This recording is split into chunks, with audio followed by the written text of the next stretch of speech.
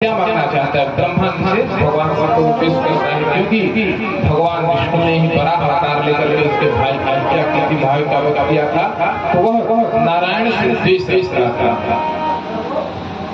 वह नारायण को पराजित करने के लिए तपस्या कर रहा था, देवताओं को पराजित करने के लिए तपस्या कर रहा था, साधु संतों को मारने के लिए तपस्या कर रहा था, क्योंकि वह अत्याचारी था। वह तपस्या करने लगा।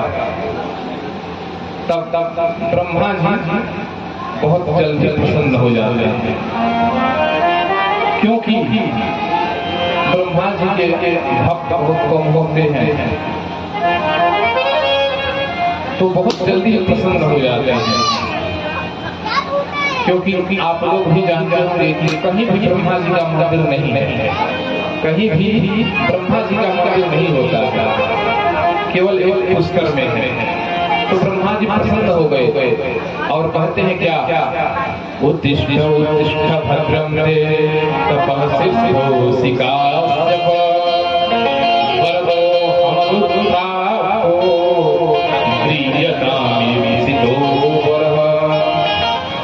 मांगो वर, उठो उत्तिष्ठ, उठो बेटा उठो, मांगो क्या मांगना चाहते हो।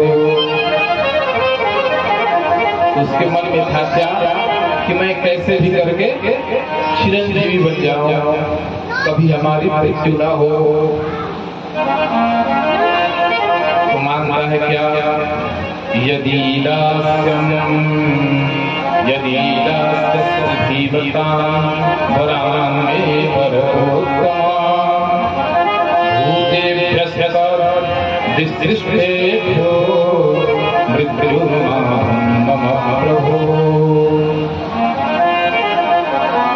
प्रभु आप समस्त वरदाताओं में श्रेष्ठ हैं। देखिए, किसी से कुछ मांगना हो तो उसे पहले फुसलाई जाती है, तो कहते हैं कि आप समस्त वरदाताओं में सबसे श्रेष्ठ माने जाते हैं।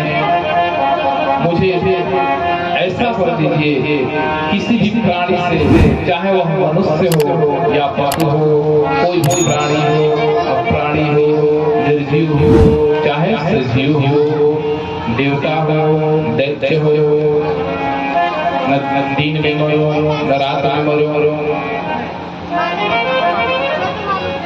न देवता से मरो न दानव से मरो,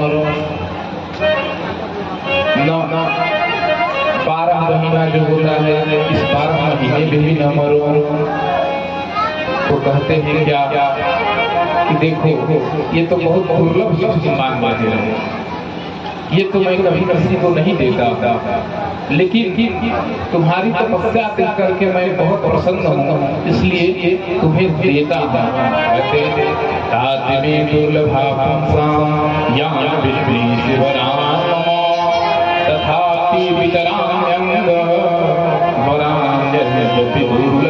ये दुर्लभ है, लेकिन मैं तुम्हें देता हूँ। ऊपर पाकर के घर जाते हैं, उनके पुत्र हैं प्रहलाद जी।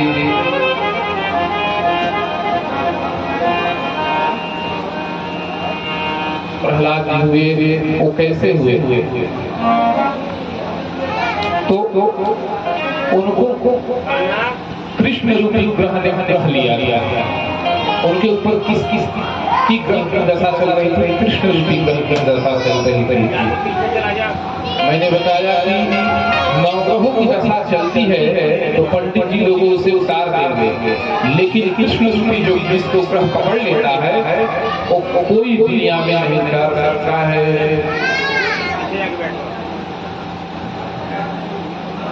तो उनके पुत्र हैं प्रहलाद जी, और उनको कृष्ण रूपी ग्रह ने बस लिया है। और इधर हिरण्यकशिपु का इतना अत्याचार हो गया कि कहना नहीं। साधु संतों को मारता था, ब्राह्मणों को जो दान देता था उसको मारता था, ब्राह्मणों को जो ब्राह्मण नीति करते थे उसको मारते थे।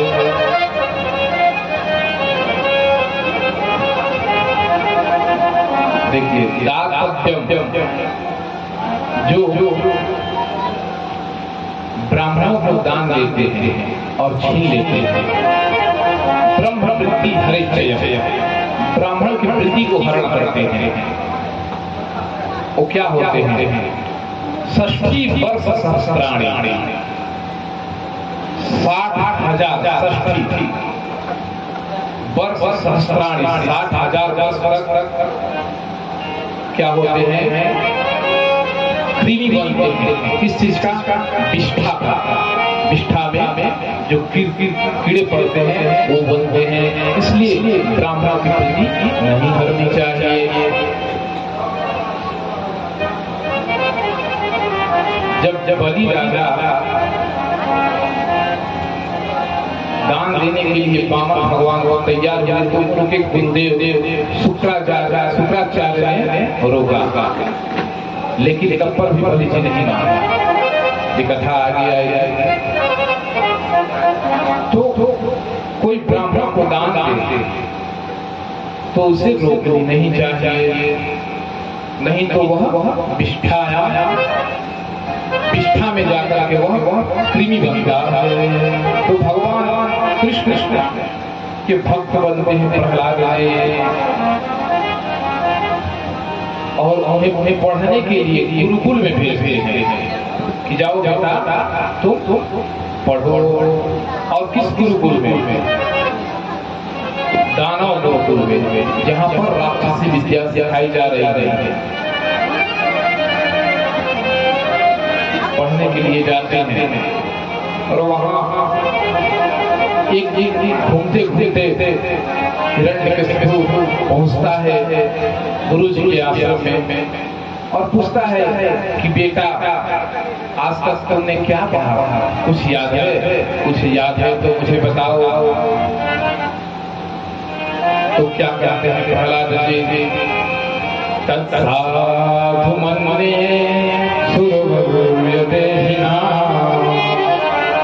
सदा समुद्रे अधियां सदग्रह हित्वात्मपातं गृहमन्धकूपम् वनं गतोर्हरिमाश्रयेत्। कहते हैं पिताजी, संसार में प्राणी मैं और मेरा कि झूठे आग्रह में पड़कर के सदा ही अत्यंत उद्विग्न रहते हैं। ऐसे प्राणी को क्या करने चाहिए? तो वन में जाना चाहिए। तो पिताजी ये संसार में फंसना क्यों? वन में जाइए और भगवान का भजन कीजिए। यही हमने आज तक पढ़ी है। हिरण्यकशिपु क्रोध में उतावला हो गया कि हमने तो दानव विद्या सीखने के लिए गई है और ये कह के वन में जाकर तपस्या करें। और कहते हैं कि वन में तुम कह रहे हो, किस वन में? तो वृंदावन जाइए पिताजी। अब बताइए, राक्षसी बुद्धि वाला उसको वृंदावन जाने के लिए कहते यही। तो कहते हैं कि यही तुम्हें गुरु जी ने पढ़ाया है। तो गुरु जी को बुलाते हैं, कहते हैं कि आप लोगों ने क्या पढ़ाया है? तो हमने तो नहीं पढ़ा है, ये तो राक्षसी विद्या यहाँ पढ़ाई जाती है। ये पता नहीं लग रहा है कि गर्भ से ही सही करके आया है। आपने तो कहा था कि नहीं धर्म के प्रति से इस विद्यालय में नहीं पढ़ानी है क्योंकि सांप्रदायिकता फैल जाएगी। आपने कहा था गौ से गणेश नहीं पढ़ाना है, गौ से गधा पढ़ाना है। हमने तो गौ से गधा नहीं पढ़ाया, लेकिन पता नहीं यह कहाँ से भजन करने लगा, भगवान की भक्ति में जा रहा है। लग रहा है ये गर्भ से ही सही करके आया है।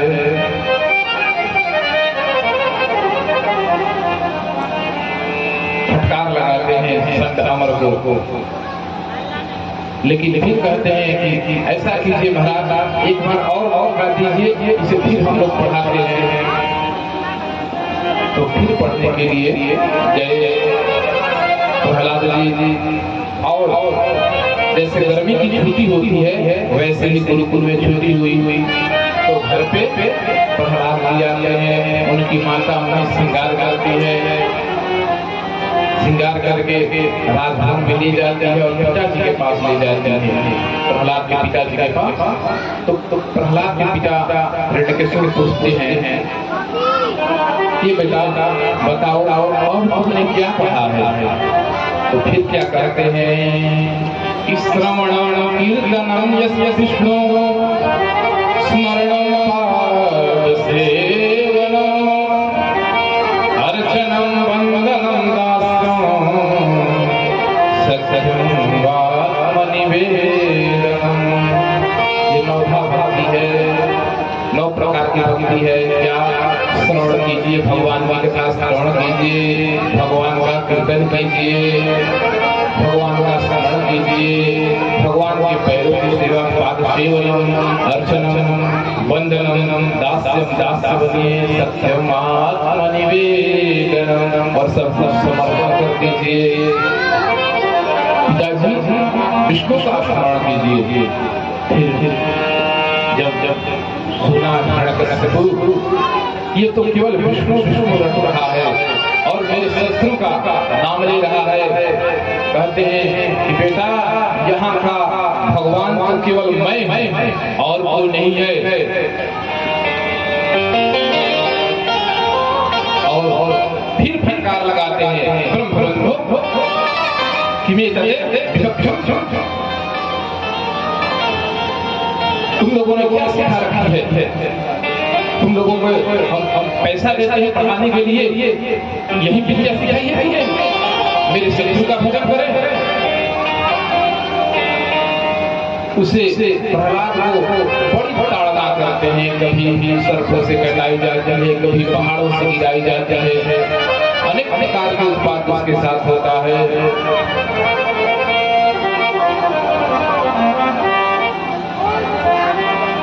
भगवान लोग भी स्तुति करने लगते हैं। जब भगवान लोग स्तुति करने लगते हैं तो भगवान विष्णु क्या कहते हैं, यदा देवे सुदेवेषु गोषु विप्रेषु साधुषु धर्मे मयि च विद्वेषः स्वभावो विनश्यति। कोई भी प्राणी जब देवता, वेद, गायक, ब्राह्मण, साधु, धर्म और मुझसे द्वेष करने लगता है, शीघ्र ही उसका विनाश हो जाता है। इसलिए आप लोग निश्चिंत रहिए।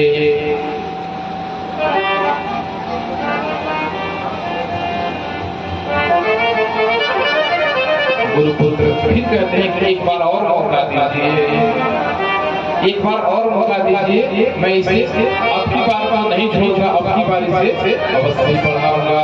और वह फिर पढ़ने के लिए आते हैं और पढ़ने के लिए जब जाते हैं तो अब क्या होता है, पहले तो वो नारायण नारायण विष्णु विष्णु करते थे, अब उस गुरुकुल में जितने भी बालक थे सबको नारायण नारायण सिखा दिया। कैसे? एक दिन की बात है कि गुरुजी लोग कहीं चले गए तो प्रहलाद ने कहा कि आप सभी लोग आइए। सभी बालकों को बुलाया और कहते हैं कि आज हम लोग लुका छिपी खेलेंगे। बताने लगे कि देखो परमात्मा ने तो हमें ढूंढ करके 84 लाख योनियों से ढूंढ करके हमें माता के गर्भ में भेजा, मानव जन्म दिया। क्यों दिया? क्योंकि हम फिर भगवान को ढूंढे, लेकिन हम इसमें आकर के भूल जाते हैं। और हम लोगों के साथ क्या होता है, कथम प्रियाया अनुकंपिताया संगम रहस्यम रुचिराम मंत्राम। हम लोग आकर के जो अपनी प्रियतमा पत्नी के साथ एकांत में सहवास करते हैं, पुत्र, पिता, ना मोह माया में फंस जाते हैं और भगवान का स्मरण करना भूल जाते हैं। जैसे भगवान ने हमें मानव जन्म दिया, क्यों? क्योंकि अपना जीवन सुधार लें। जैसे गंगा जी में हम स्नान करने जाते हैं, गंगा जी में स्नान करने जाते हैं, तब हमारे पाप धुलते हैं। न कि गंगा जी में डूब के मर जाने से पाप धुलेगा। तो वैसे ही यह संसार में हमें रहना है, लेकिन इस संसार में डूबना नहीं है, तब मुक्ति मिलेगी। लेकिन हम आते हैं और आकर के डूब जाते हैं। कहते हैं कि वृद्धावस्था में भजन करेंगे, लेकिन क्या भरोसा है, क्या भरोसा है जिंदगी का, साथ देती नहीं ये किसी का, ये किसी का साथ नहीं देने वाली है, इसलिए भजन किया जाए। अब क्या हुआ, पहले तो गुरुकुल में केवल प्रहलाद ही नारायण नारायण जपते थे, अब सभी लोग नारायण नारायण जपने लगे। सब लोग भगवान का स्मरण करने लगे।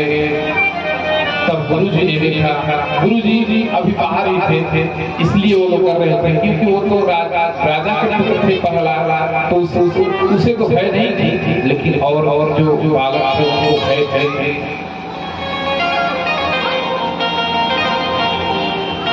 सभी लोग गोविंद का भजन करने लगे।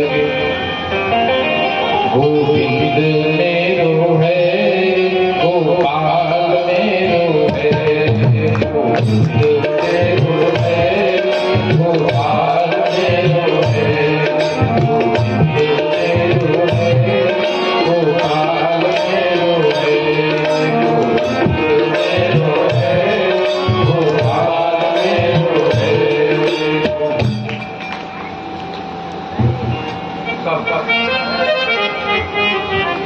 क्या होता है? फिर प्रहलाद की बात गुरुजन हो रही, उसके पिता से बताई। वह हिरण्यकशिपु इतना क्रोधित हुआ कि वह दौड़ते हुए जाता है प्रहलाद के पास और पूछता है, तुम किस पल पर मुझे ताड़ना दे रहे हो? किसके पल पे इतना कूद रहे हो? बताओ, जिसके पल पे तुम कूद रहे हो, आज इसका काम ठीक कर देता था। प्रहलाद जी नम्र से नम्रता कहते हैं, पिताजी आप इसे आदम नहीं कर सकते, मैं अभी भी कह रहा हूँ। जो ब्रह्मा जी को भी बल देते हैं और वही ब्रह्मा जी ने आपको बल दिया है, वही उन्हीं का ही भजन करता था। न केवलम ये भगवत राजन, न केवलम में भगवत राजन, न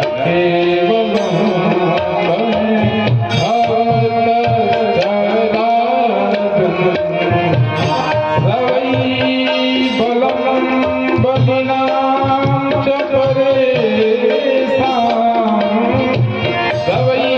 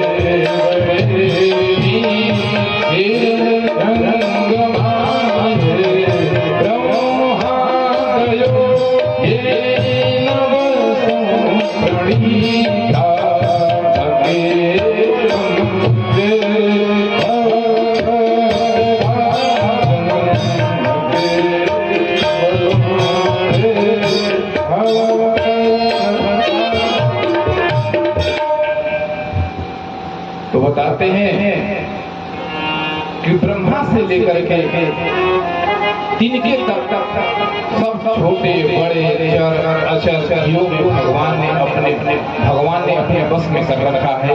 ब्रह्मा जी को भी जिसने बल दिया है उनकी मैं प्रार्थना करता हूँ, उनका भजन करता हूँ। क्रोध में आकर के गदा लेकर के उनके ऊपर पड़ जाता है और कहता है कसौ यदि सर्वत्र कस्मात् स्तंभेन दृश्यते, क्या इस स्तंभ में भी दिखते हैं? मुझे तो नहीं दिखाई दे रही इस स्तंभ में। प्रहलाद जी ने कहा मया तो दृश्यते, मुझे तो दिखाई दे रहे हैं, क्योंकि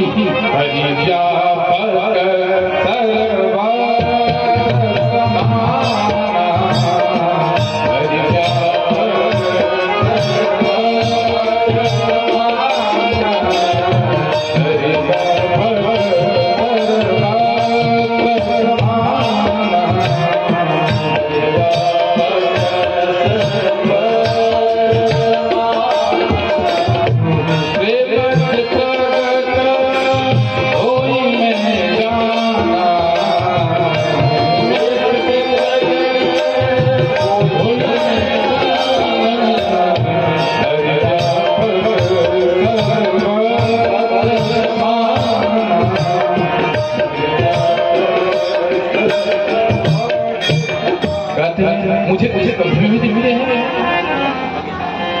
तो गदा लेकर के वह खंभे को तोड़ने के लिए दौड़ता है। जब खंभे पर दौड़ता है तो प्रहलाद जी भगवान की स्तुति करने लगते हैं। कहते हैं क्या कि मैं तो नहीं जानता हूँ भगवान। कहते हैं कि भक्ति जते पुरुषोत्तम यदि दृढ़ा वेदा प्रमाणम, यदि कहते हैं भक्ति से पुरुषोत्तम यदि दृढ़ा वेदा प्रमाण, वेद में प्रमाण दिया है। भक्ति यदि मेरी दृढ़ होगी आपका पुरुषोत्तम, क्यों? क्योंकि वेदों ने आपको बताया है सर्व विष्णुमय जगत, मुझे तो वेदों ने बताया है।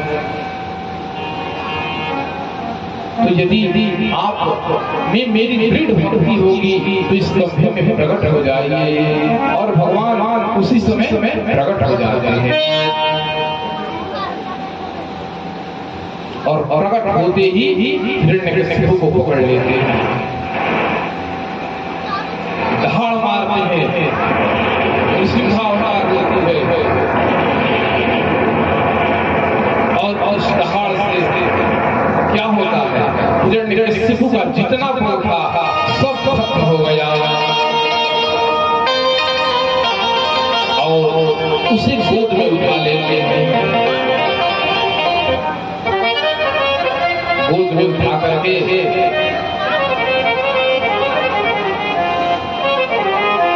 उसे मारना चाहते हैं। और देखिए वो बोला था कि मैं 12 महीनों में किसी महीने में नहीं मरूं, तो अधिक मास चल रहा था, 13वां महीना अधिक मास होता है। और बोला था कि 3 महीना रात में, तो वो धोई समय थे, शाम का समय फिर हम लोग करते हैं। और न मानव थे न देव थे, आधा शरीर उनका मानव का था और जीता नृसिंह अवतार हुआ है और उसका वही हम करते हैं। देखिए भगवान की भक्ति भ्रमण करने से नहीं होती है, क्योंकि सूर अनेक गण मांगत सूर अनेक अंधे तो अनेक पर सूरदास जैसा कोई हुआ नहीं हुआ। करता मतीरा लिए फिरते मीरा कवारी सीता कहाँ, श्री राम कथा कितनों ने लिखी पर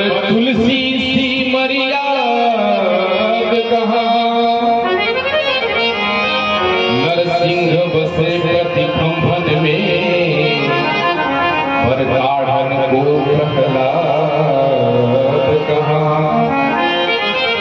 भगवान तो हर जगह व्याप्य है, हरि हरि हर जगह व्याप्य है, लेकिन प्रहलाद जैसा भक्त मिले तब तो प्रकट होंगे।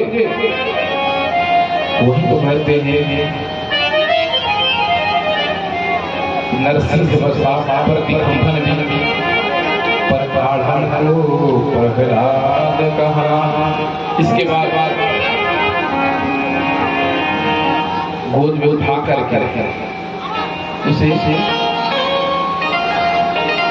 मारा। उसके बाद सभी देवता लोग स्तुति करने लगे कि इनका भगवान का क्रोध शांत हो। लेकिन सभी लोगों ने एक एक श्लोक में स्तुति की है, लेकिन भगवान वैसे ही ढाल रहे हैं। तब उन देवताओं ने सोचा लक्ष्मी माताएं हो सके उनकी क्रोध शांति हो। तब लक्ष्मी जी बुलाते हैं और लक्ष्मी जी बुला करके लक्ष्मी जी ने कहा ऐसा तो मैंने नहीं सुना है कि मेरे प्रभु इतना क्रोधवान है। लक्ष्मी जी ने सोचा ऐसा तो कभी मैंने नहीं सोचा है कि मेरे प्रभु इतने धाड़ लगाते हैं, इतने क्रोधित हैं, क्योंकि शांताकार वो तो शांताकार है। लक्ष्मी जी ने भी स्तुति की, लेकिन भगवान वैसे ही बरसते रहे। जब प्रहलाद ने स्तुति की है तब भगवान की क्रोध शांति हुई है और ब्रह्मा जी को फटकार लगाते हैं कि बिना सोचे समझे आप किसी को वरदान दे देते। आपको समझना नहीं चाहिए ये उपद्रवी को आपने ऐसे वरदान दे रखा है। प्रहलाद को लेकर के गोद में खिलाते हैं और जैसे गौ अपने बछड़े को चाटती है वैसे इसी सिंह भगवान प्रहलाद को गोद में उठा करके चाटता है।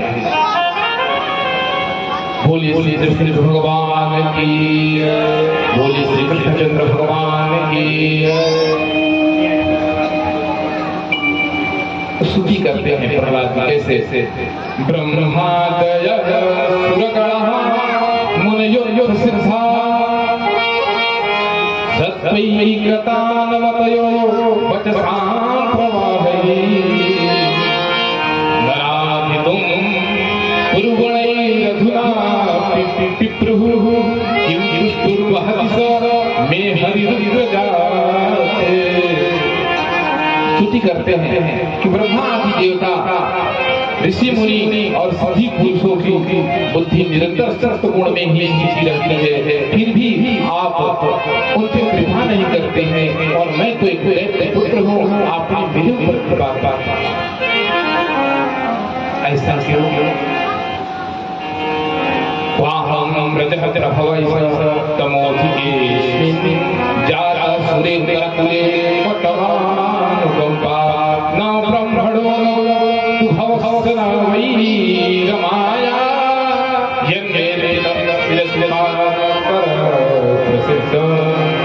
मैं ब्राह्मण जाति से हूँ, न उच्च कुल से हूँ, न भक्तिवान बाहर से हूँ, फिर भी मैं मेरे ऊपर अपना कृपा की। ऐसा क्या? मेरी तो 10 स्त्रियां हैं, सभी अपने अपने और हिस्ती है जिहवे चित विकर सतिमा वितृप्ता कहती है कि जिहवा में है अपने और हिस्ती है। ये जो 10 इंद्रियां हैं सभी अपने अपने और हिस्ती है। वैसे हिस्ती है जैसे एक पत्नी अपने पति को बस में कर लेती है, वैसे ही मुझे भी बस ये मानव जन्म है, मुझे भी बस कर लेगा। लेकिन फिर भी आपने मुझे मेरे ऊपर कृपा की, ऐसी क्या बात है? भगवान कहते हैं प्रहलाद भद्रम भद्रम प्रीतोहम ते सुरोत्तम परम वृणिवतम कामपूरो। मैं तुम पे खुश हूँ, बेटा मैं तुम पे खुश हूँ, आज जो मांगना चाहते हो वो मांग लो।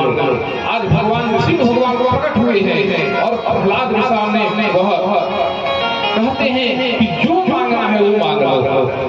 आज मैं खुश हूँ, तुम दैत्य पुत्र हो, लेकिन तुमने मेरी भजन की है, इसलिए मैं तुम पे खुश हूँ और तुम जो मांगना चाहते हो वो मांग लो। लेकिन प्रहलाद जी जो भक्त अच्छे भक्त होते हैं वो भगवान से कुछ नहीं मांगते हैं, भगवान से या तो उनकी भक्ति मांगते हैं या तो कह देते हैं क्या कि मेरे अंदर ऐसी इच्छा हो कि कभी मांगने की इच्छा ना हो। तो प्रहलाद जी ने भी वही कहा, यदि राशि सभी कामा बड़ा संभर सभ कामानां विद्य संरोह भवतस्तु वृणीवरम। प्रभु मुझे यही वर दीजिए कि आपसे कभी मांगने की इच्छा है। बताइए, और हमारे सामने कोई साधु आ जाए तो उसको भगवान समझ के इतना कुछ मांगते हैं, बताइए संसारिक कुछ मांगते हैं, भगवान प्रकट हो जाए तो ये तो ही देकर के। तो भगवान से यही कामना करनी चाहिए कि कभी मांगने की इच्छा न हो, और मिले भी तो केवल आपकी भक्ति मिले, आपकी कथा श्रवण करने के लिए मिले। एक कान से तो मैं कथा श्रवण कर रहा हूँ, मेरे पास हजारों कान हो जाए कि मैं हजारों कथाएं सुनता रहा। ऐसा समाधि भगवान के जितने भी भक्त हुए वो भगवान से विषयों का मांग नहीं करते हैं, वह केवल मांगते हैं। अच्छे भक्त वही हैं। अब आप समझ जाइएगा कि मैं कैसा भरा दो।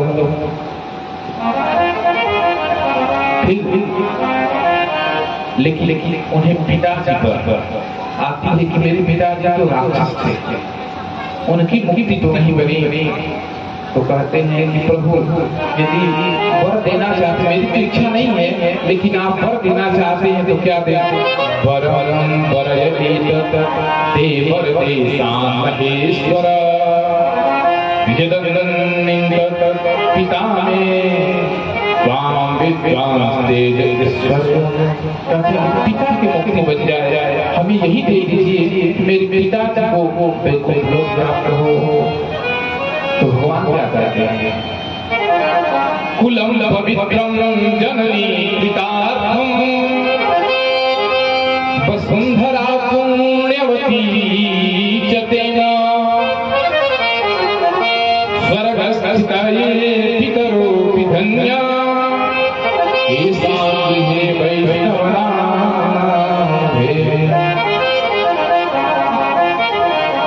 कहते हैं कि वो कुल पवित्र हो जाता है। कुलम पवित्रम जननी पितार्थम, वह माता पिता हो जाता है। वसुंधरा मतलब पृथ्वी, वह पृथ्वी भी धन्य हो जाता है। और क्या?